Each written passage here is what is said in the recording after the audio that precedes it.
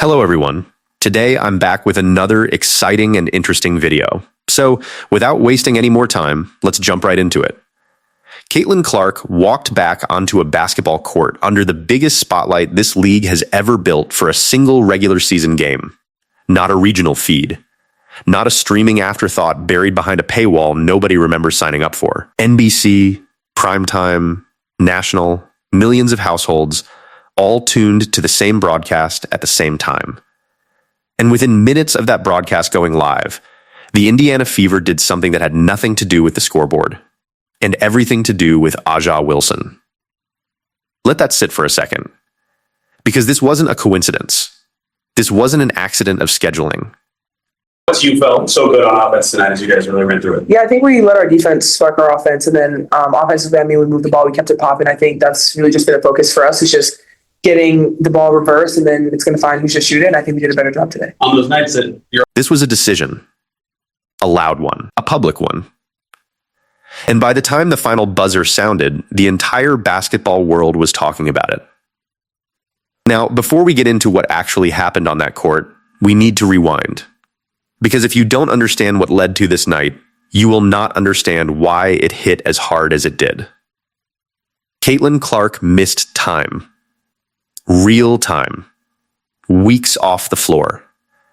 Street clothes on the bench. A franchise trying to figure out night after night how to survive without the one player who had rewritten every rule about what this league could draw in ticket sales, in jersey sales, in eyeballs. And here's the part that stings if you're a Fever fan. Every game she sat out, the ratings dipped. Every game she sat out. Arenas that had been selling out for over a year suddenly had visible gaps in the upper bowl again. The league does not like admitting this out loud, but the pattern has repeated itself for 2 straight seasons now. When Caitlin Clark plays, the sport transforms. When she doesn't, it quietly slides back toward where it used to sit. So when the schedule makers put her return game on NBC, on the league's biggest national broadcast platform in this new media rights era, that was not a small bet. That was the league placing its most valuable asset back in front of the largest audience the Wnba has had access to in years. One broadcast. One comeback. One night to prove the moment was still real. And across the league, one other name kept surfacing in the same breath as Clark's return. A'ja Wilson. If you don't follow this rivalry closely, here's the quick version. A'ja Wilson is, by any basketball measure, one of the greatest players this league has ever produced. Multiple MVPs. A champion. A dominant, punishing force in the paint that very few players in Wnba history can match up against physically. For years, Wilson was the unquestioned face of excellence in this sport. Then Clark arrived, and the conversation changed overnight. Not because Wilson got worse. She didn't. Because attention, for the first time in a long time, split into 2 directions. And split attention in professional sports always creates friction. You've seen it play out already. Physical possessions, chippy exchanges under the basket, post-game interviews where both sides chose their words a little too carefully for it to be an accident. Wilson has addressed the Clark conversation directly at times, and depending on how you read her tone, it's either measured professionalism or quiet frustration. Fans have argued that split for 2 years now, and they are nowhere close to agreeing. So walk into this NBC broadcast with that tension already simmering underneath. Clark, coming off an absence. A Fever organization stepping into the brightest lights the league has ever offered a single regular season matchup, and a front office that clearly understood exactly what kind of moment they were walking into. Here's where it gets interesting. Before tip-off, before the broadcast had even settled into its normal rhythm, the cameras caught something the production team had almost certainly built weeks in advance. Indiana's starting lineup introductions leaned hard into Clark. Extended shots held 2-3 seconds longer than usual. Crowd noise mixed high in the audio feed. The kind of broadcast treatment usually reserved for a franchise cornerstone on a night the league needs the country to stay tuned in. Then it happened. The message. In the pregame build, in the graphics package, in the storyline the broadcast chose to lead with before either team had even touched the ball, the Fever made sure one name sat directly beside Clark's on the national screen. Aja Wilson's name. Not as an afterthought. Not buried somewhere in a stat line nobody reads. Front and center. Framed as the measuring stick. The standard. The player Clark still has to climb past if she wants the throne that has belonged to Wilson for the better part of a decade. Think about what that actually means. A franchise does not accidentally hand a rival that kind of national real estate.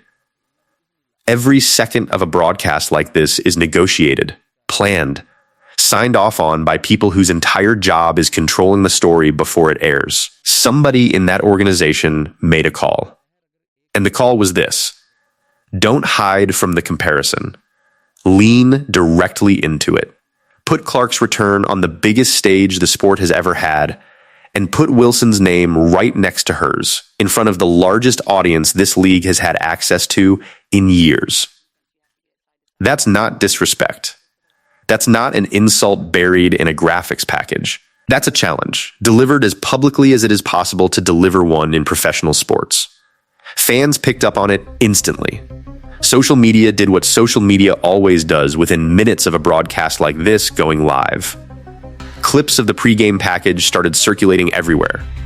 Basketball accounts broke down every camera angle, frame by frame, and the conversation split almost immediately into two camps, the exact same way it always splits with these two players.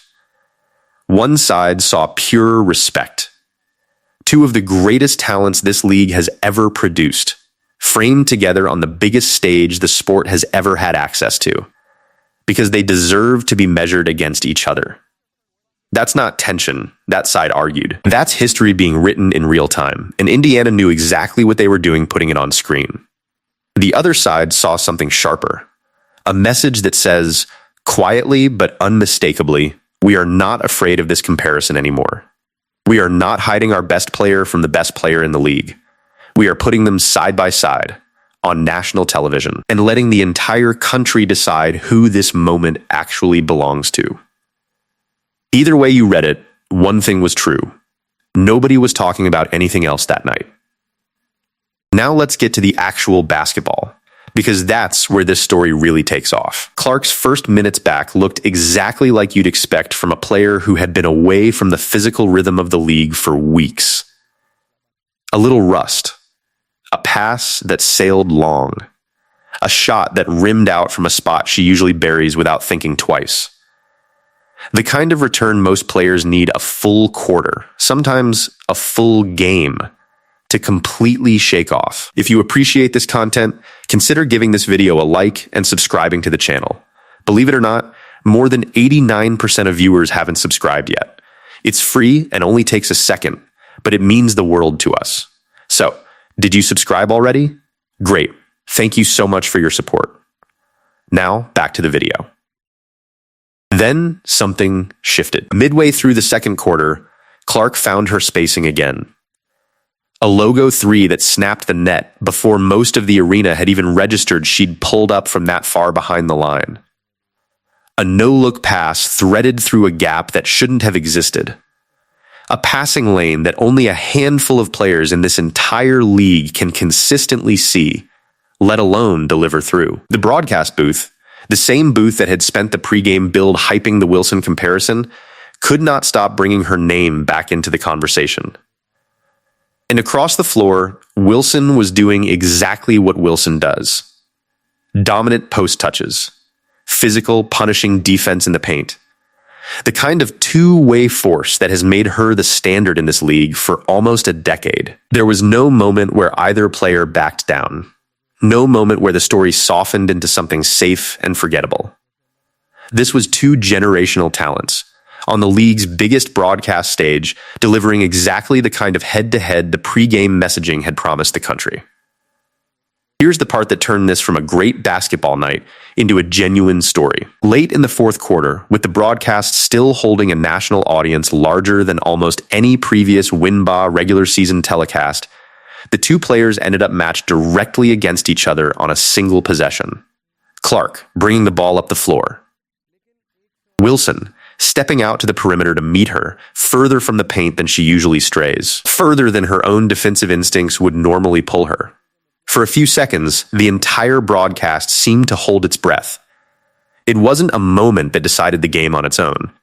It wasn't a buzzer beater. It wasn't a highlight reel dunk that gets replayed for a week.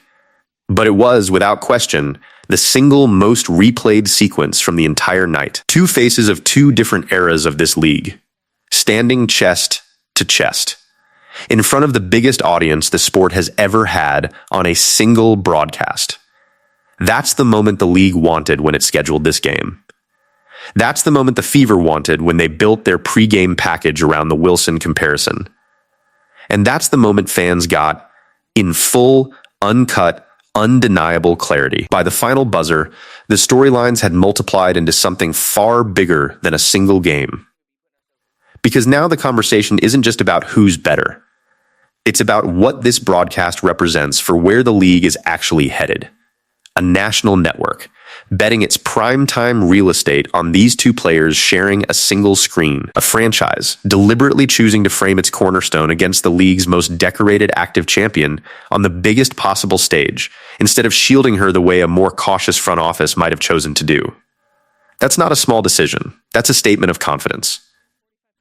About where the Fever believe Clark stands, not just in this moment, but across the arc of where this rivalry is heading over the next several seasons. And for A'ja Wilson, this broadcast did something too. It reminded an entire national audience, many of them tuning in only because of Clark, that there is another player on that floor who has already done what people are still waiting for Clark to do. Win championships. Win MVPs. Define an era, not just capture a single moment. That gap between potential and proof, between the newest face of the league and the player who has already climbed to the top, is exactly what makes this rivalry so magnetic. It's exactly why the league put it on NBC in the first place. And it's exactly why the Fever's pregame messaging landed the way it did. Because this was never about disrespecting Wilson. It was about acknowledging her as the standard publicly on the biggest stage available, while making it unmistakably clear that Indiana believes Clark belongs in that same conversation right now, not eventually. Now, fans are going to be dissecting this broadcast for days. Analysts are going to be breaking down every camera angle, every graphics package, every single possession where these two players shared the floor. And the league, whether it admits it publicly or not, got exactly what it wanted out of this night. A signature broadcast moment. Two faces of the sport sharing one screen. A storyline built to carry this rivalry straight through the rest of the season. This is bigger than one comeback game. This is the league's biggest current star and its most decorated active champion framed together on national television. In a moment, neither side is going to let fade quietly. So, make sure you press the subscribe button and enable your alerts right now. If you think Caitlin Clark sent a real message to A'ja Wilson on that broadcast, comment below. CC 100%.